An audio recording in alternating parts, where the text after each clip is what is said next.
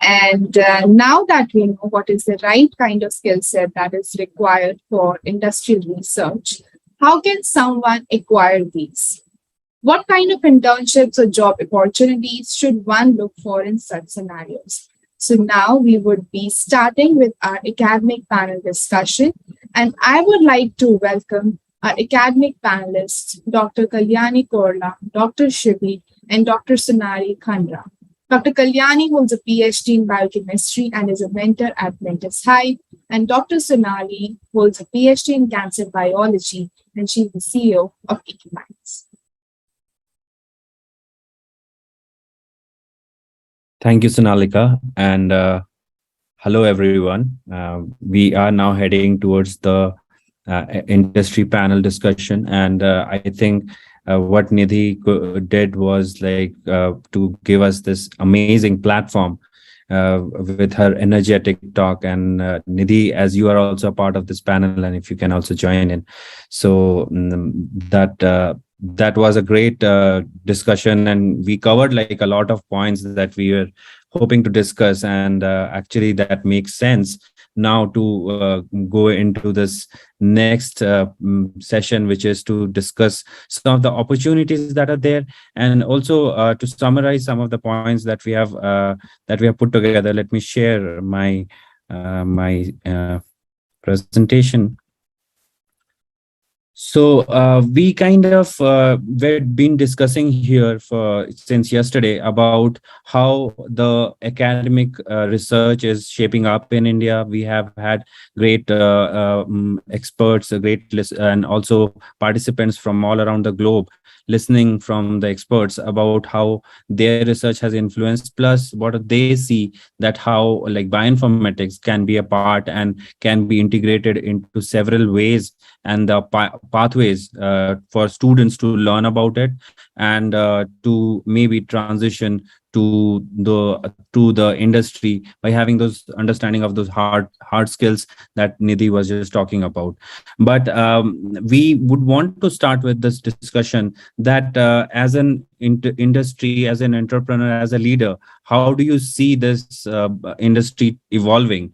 And that brings me to my next slide, which is this recent report about the healthcare being reinvented in India, and the numbers around it, and the different areas where the survey sees that there is a huge application and hence the opportunity. So again, you know about Make in India programs from Indian soil that have nurtured much of these biotech programs, but somehow it remains nascent. So what is then the solution? There are tech parks, and I know the one that had opened up in Hyderabad, and Sonali has been part of it. So industrial collaborations, Silicon Valley ecosystems. So I mean, with that question and with that note, I would want to maybe go to Sonali first and start a discussion about this current situation,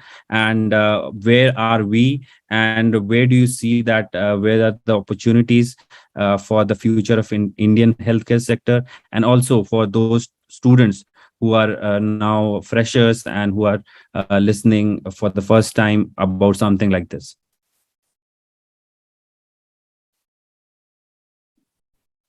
Hi, good evening, everyone. Am I audible?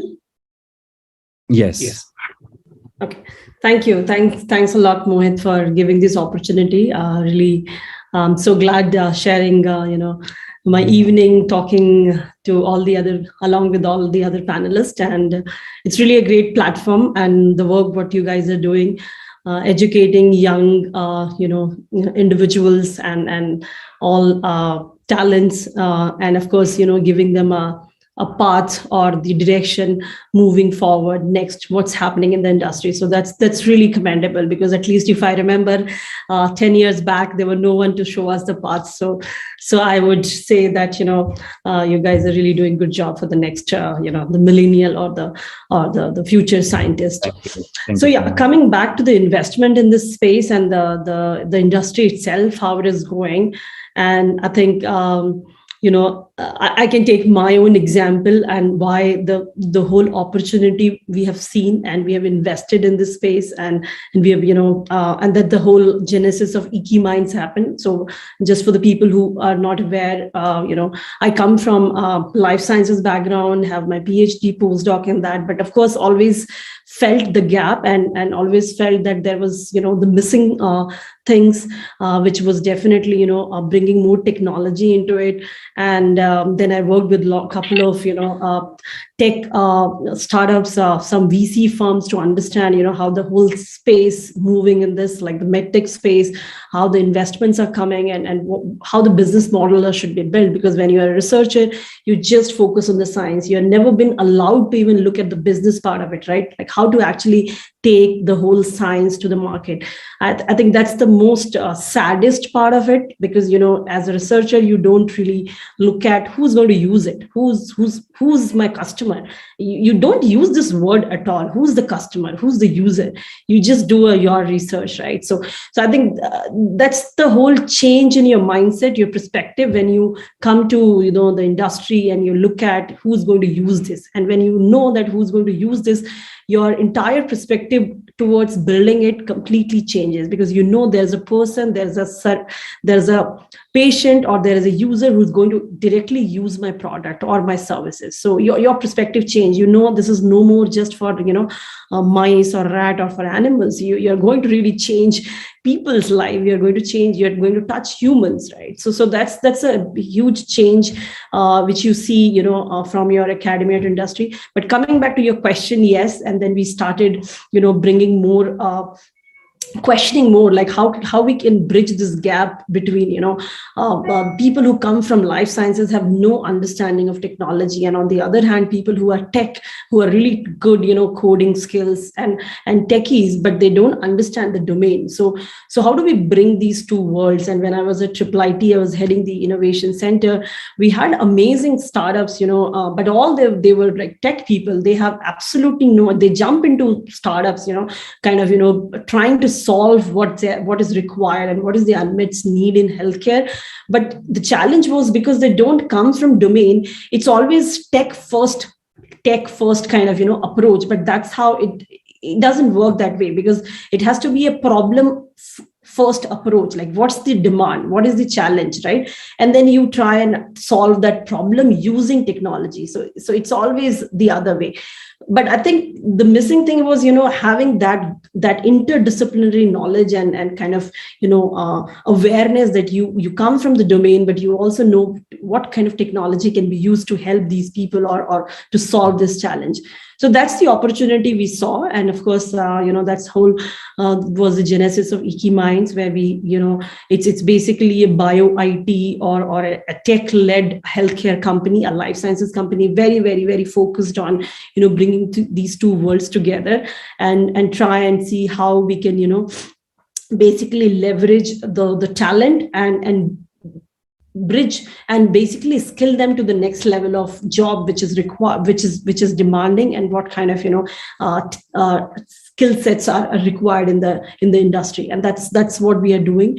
Coming back to the investment in this space, it's really incredible at this point of time. In fact, when I just started, I kind of got a couple of calls from VCs and messages that they want to invest. But that time we had just the seed fund, so I was so happy to see that yes, investors are looking at this space quite. They are seeing the future of return on investment on this space, which wasn't the case a decade back. Life sciences has been always a very riskier space to invest in. If you look at the other space like fintech, edtech, there's a huge investment been pumped up in last 1 or 2 decades, but nothing has been really happened on the health tech or the life sciences side. But now what I've seen is like there are very focused VCs has come in, angels have come in, who are advocating, who are brand ambassadoring, who are really interested in spending on this space. And I think we all have seen that post-COVID, the way things have changed, the adoptions have come. And if you just look at the number of startups, in fact, before this, I was just trying to figure out some numbers, and I was amazed to see like there are almost 5,000 plus health tech startups are born in India on the healthcare and health tech side. So that itself suggests that how people are trying to get into the space, invest in the space, and of course for freshers, I would say please open your ears and eyes and look at the opportunity, and just sky is the limit in this space. Yeah, thanks.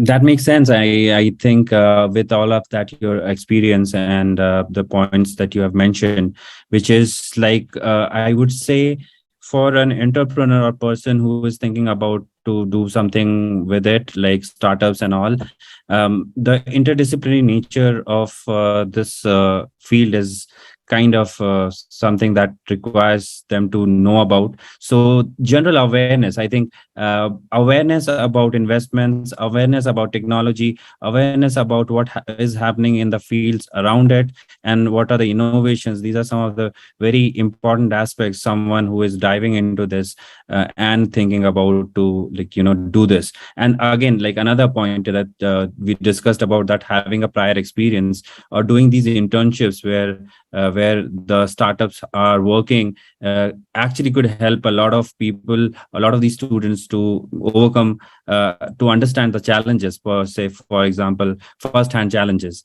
So I think great value there to this to address this question. And if Dr. Kanan can maybe add something to it, like how does he see, because Dr. Kanan, you are working on the frontiers of oncology research and using these new technologies. So how do you see this market, and how do you see that, what kind of opportunities? Because what is happening also is that like these specialized skill sets are something that the postdocs are getting an exposure in the US. So how do students in India get exposed to those cutting edge technologies that you are working on, and there is a scope of capacity and intake of such students?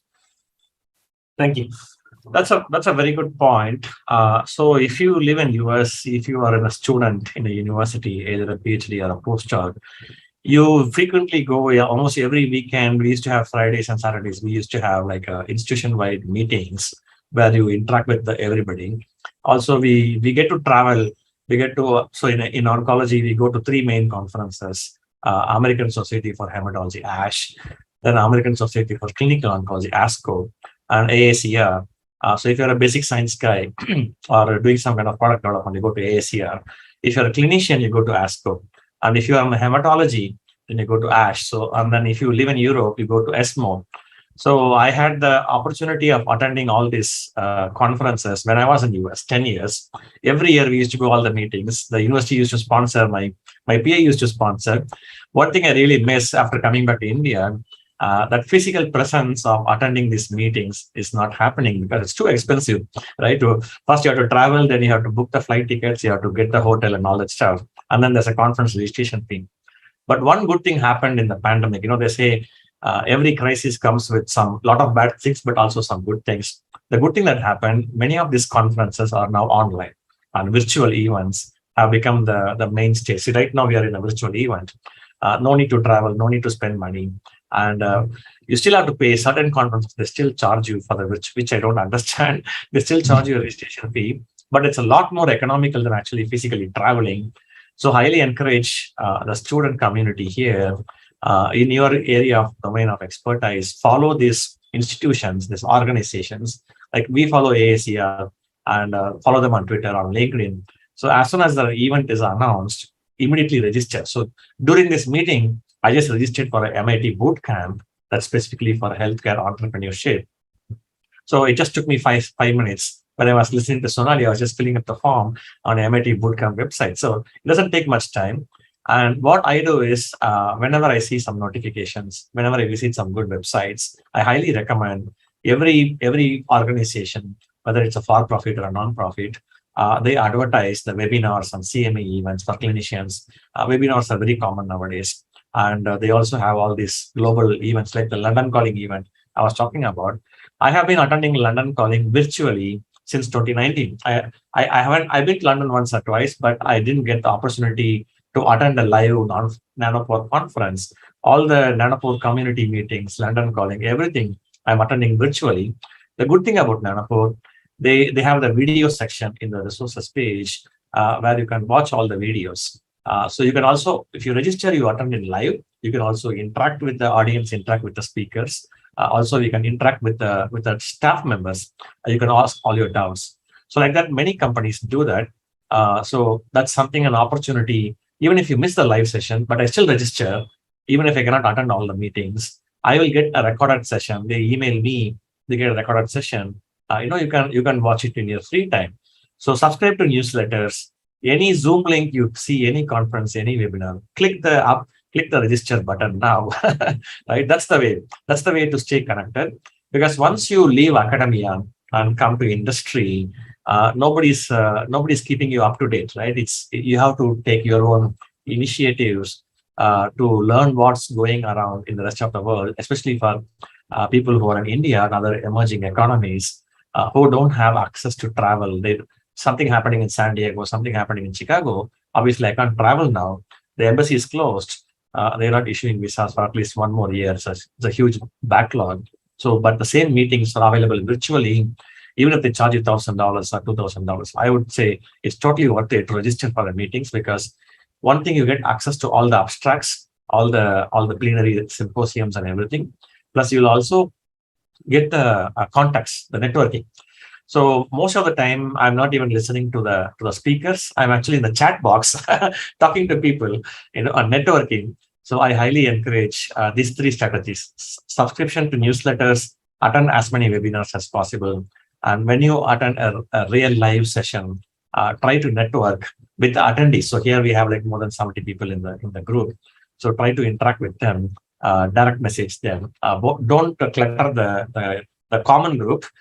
Do direct message to the person you want to talk to. So that's my three main takeaways from this virtual meetings. That's how you stay connected. That's how you stay up to date with what's going on around the world. So then you are not left behind, right? So you are on par with your colleagues in US and Europe. Yeah, I think great points and hacks there. I mean, we do know about it, but we don't know how to utilize them and where to find these resources. So I think one of the key to finding information is also searching properly, searching for these keywords that are necessary for you to know exactly where these resources are. And most of the things are available online. And as Dr. Kanan rightly said, that how the COVID-19 pandemic has changed the entire way of knowledge transfer, and also gaining access to all those events. And especially on an online setting, the opportunities are a lot. There's a lot of opportunity, and many of these events are also free for students and users. And also recordings are available on YouTube. So there's a huge resource out there where you can learn about these new technologies, and maybe connect with people over LinkedIn who are working on these specific technologies, because I think that is one great place to find people who are working on it, something that that like motivates you, and then connect and then have a meaningful discussion. So I mean, with that, I would go to Kalyani and ask her that how's her experience in Mentis Hive, and how do you see, Kalyani, and very good evening, how do you see this academia to industry transition, and those points, like when you prepare to be like maybe get highlighted by the industry, or get your profile being highlighted, so that the relevant person can reach out to you, or you can reach out to relevant person and get that impression. Thank you so much, Mohit. Can you hear me? Yes. Great. Good evening, everyone. And thank you so much, Mohit, for giving this opportunity. And it's great to be talking to a lot of upcoming scientists over here. So I was listening to Sonali and Dr. Shivi and Nidhi before this. So I think all these things that these people have told has a lot of value that they have brought into this space for the students who are here. So quickly adding something to what Dr. Shibi was just saying about conferences. So I think students can relate to this. When we were students, we also used to think of conferences as an outing, that when you're going for a conference, it's more like, okay, I'm going to ISC for a conference, so I'm going to go there and have fun and all. But what Dr. Shibi has told just now is something that you should all note, that conferences are not just for fun or food and all. It's more about networking over there. And one more point that I would like to add along with the 3 points that he has mentioned is you can target people over there. So suppose if you want to connect with Dr. Shibi sometime on a personal level, he just mentioned that he is going for a boot camp. And if you are interested in something like that, that's the place that you can target. That is just an example that I'm giving you. So if you have been following a professor for your next postdoc or for a job position going forward for somebody who is into industry, make sure you find out, you follow them on LinkedIn, keep following up that which events are they going to attend in future. You keep track of those events, attend those events, so that you have a context for a meaningful conversation with them when you go there. And even when you want to connect, you can say that, okay, I heard you in this particular conference, you spoke about this thing. The moment you put this personalized messages over there, that will bring the light, that is what will bring the limelight to you. So I have been into industry, like I have transitioned, I've done my PhD, my postdoc, then I was in a healthcare startup that I was working in.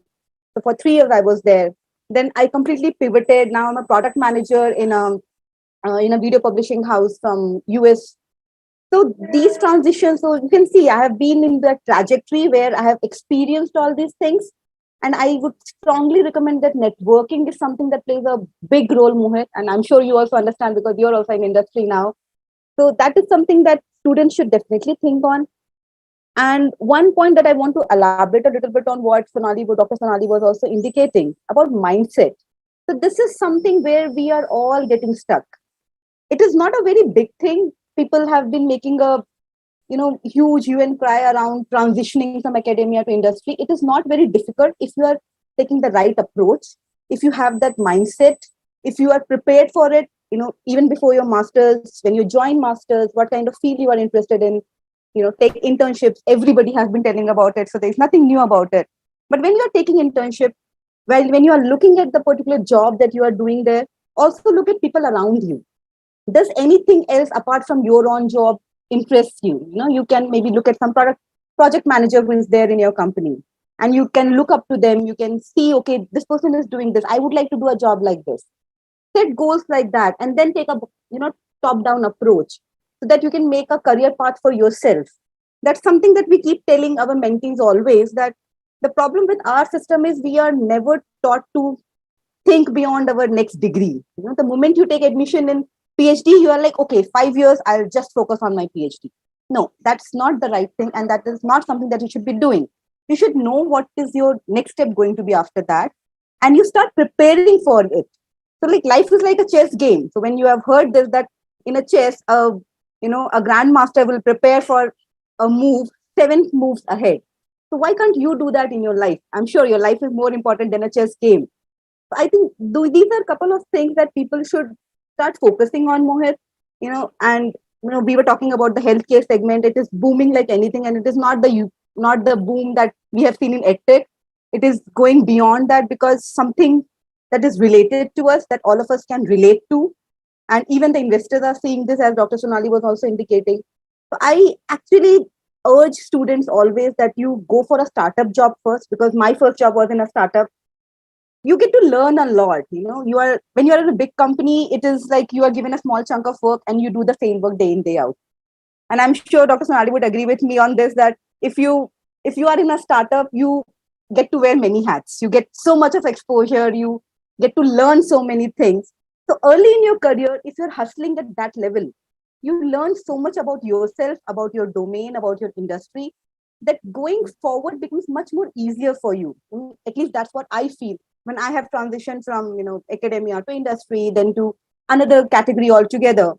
So these are a couple of things that we should keep our minds open to. Keep looking around people, who are there, what kind of upskilling they are doing.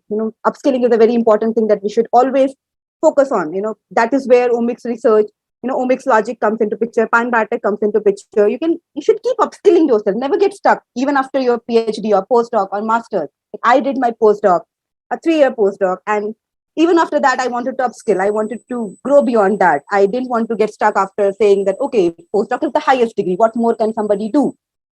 But I wanted to break that thing, because I wanted to reach out for more. So never think that, I have done it this and this is enough. It's never enough. There's always something to learn. I think that answers your question, Mohit. Yes, absolutely.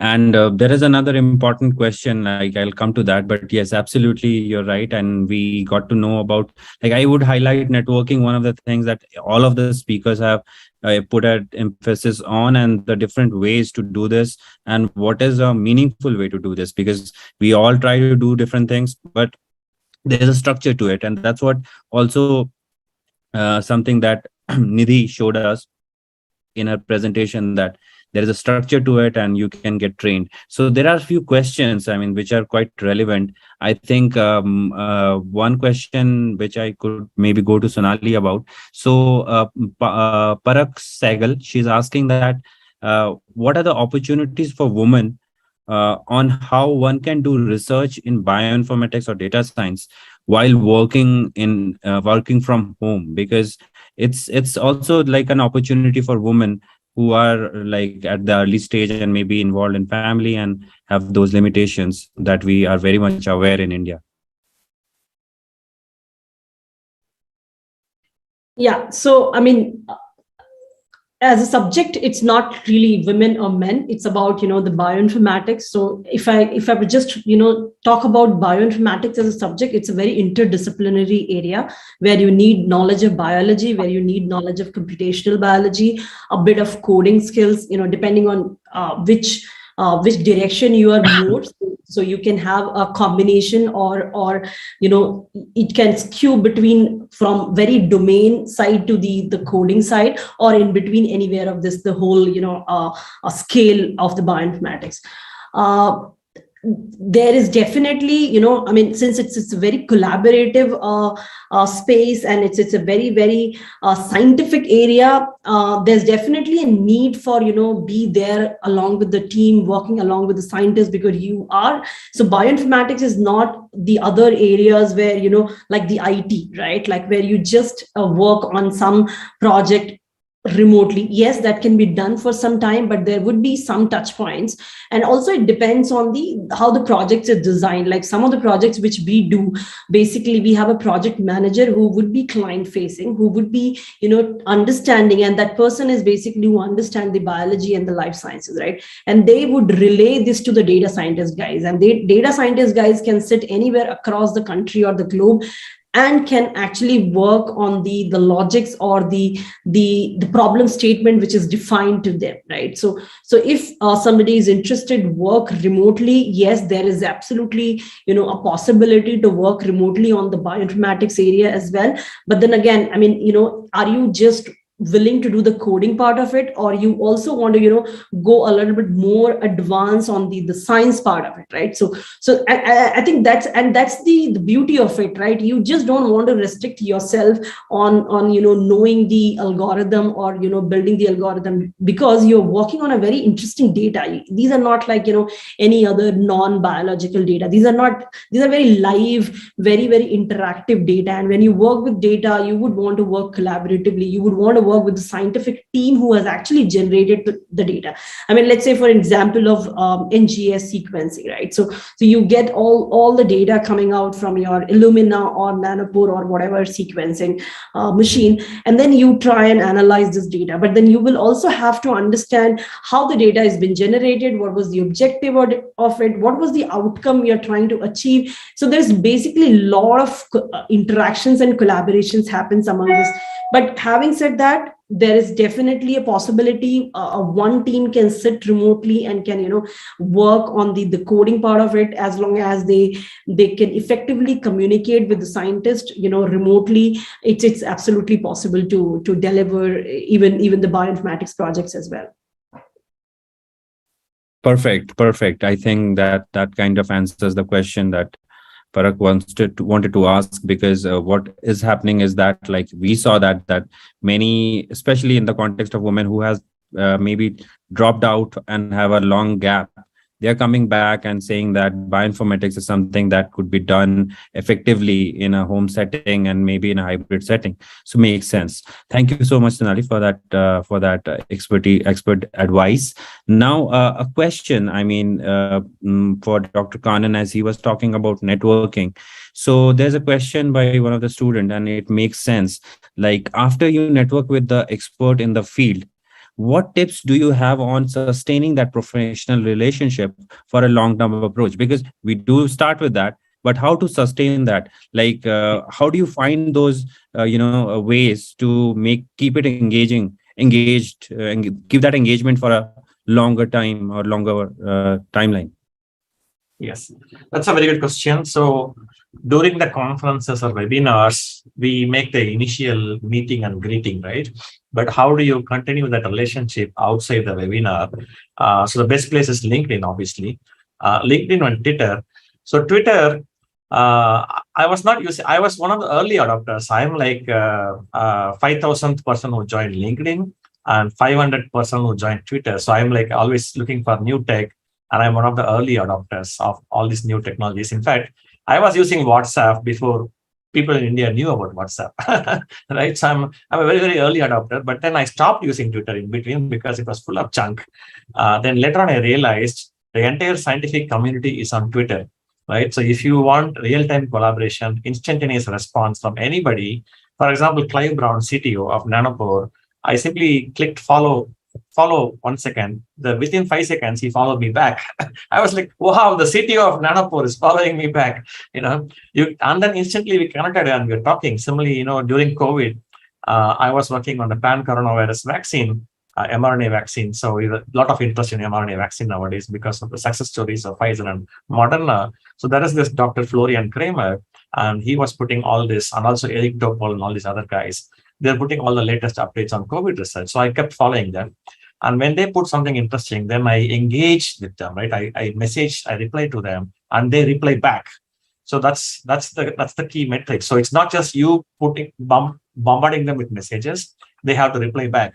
Whereas if you take people like Elon Musk, millions of people follow him, he never replies to anybody. He very rarely replies unless it's something unique, something out of the ordinary. He never replies to anybody.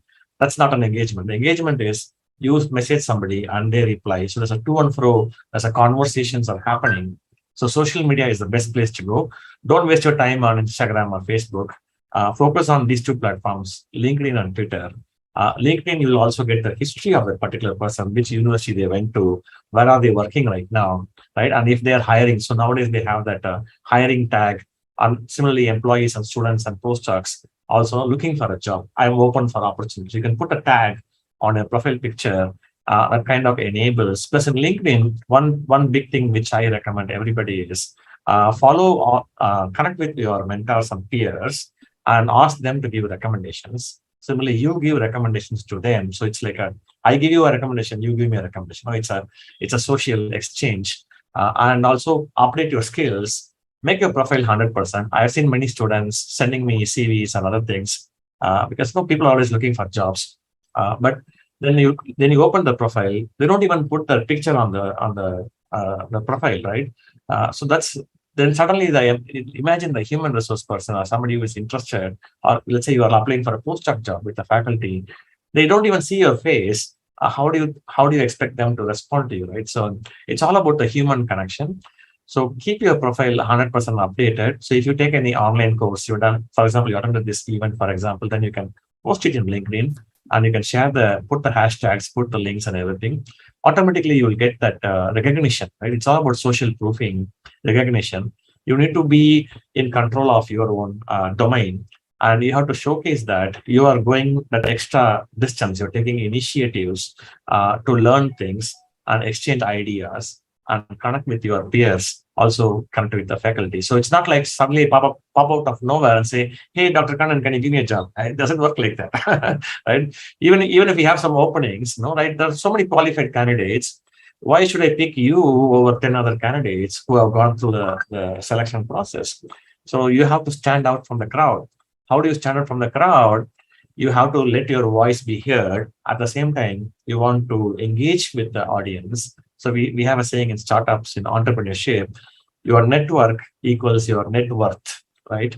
So build your network, and these two platforms are amazing. So in Twitter, what you do, if you see any check mark, blue check marks, the verified accounts, unfollow everybody, unfollow all the celebrities, unfollow the guys who never reply. Like, I don't follow Elon Musk, I don't follow Jeff Bezos, I don't follow Bill Gates, but I follow Bill and Melinda Gates Foundation, because the foundation will put announcement when is the next grant coming. I need to know the deadline so that I can apply the grant. Follow the people you need, unfollow everybody you don't need. That's the best case scenario. Same with LinkedIn. Don't randomly follow people. Don't randomly spam messages. Connect with them on that particular topic that's being discussed, right? So there has to be some relevancy in the connects. That's my take on that. So LinkedIn and Twitter, two best places to be right now. Also learning opportunities, plenty of learning opportunities. So many tips and tricks for the community. It has been a great experience, Dr. Kanan and Kalyani and Sonali. Thank you If so I much. may add a couple of actionable tips over there. Do we have time for that? Yes, of course. I was coming back to you. Okay, great. So just adding on to whatever Dr. Shibi said, so for students that, when we mentor them, sometimes we tell them these things, they don't know where to start. And LinkedIn as a profile, when you just join, it can become a little overwhelming, for anybody who has just joined new. So few actionable tips I would like to give here. If you have a pen and paper, make sure you, make a note of it. So when you're connecting with somebody, suppose if you are sending me a friend request or a connection request there, make sure you mention it there. Hi Kalyani, I heard you over this particular OmicsLogic conference that I attended. I want to know more from you. I want to learn from you. Your profile is inspiring. Pick up something from my profile that you can connect with. Like, okay, you worked in systems biology. I'm also currently working on systems biology. Try to make a personal connect over there in some fashion. It should not be just like, you have just clicked on the button. Then you have not made an effort. Unless you make an effort from your end, how would the other person realize that you are sincere in your efforts? So that is the first thing. Never send a connection request without a message in it. And as Dr. Shibi was indicating, that you engage with them. So how do you engage with them on a continuous basis? You comment on their post. Don't just comment saying that, okay, this post is inspiring, thanks for sharing. Put your own thoughts to it. So if you have done that 5 times, the 6th time the person would know that, okay, this person has been commenting on my post. So if at all an opportunity arises where you have to reach out to them for a certain job or any favor, you can always say, and that person would recognize you because, oh, Kalyani, I've seen her, she keeps commenting on my post. That means she has some knowledge about the field.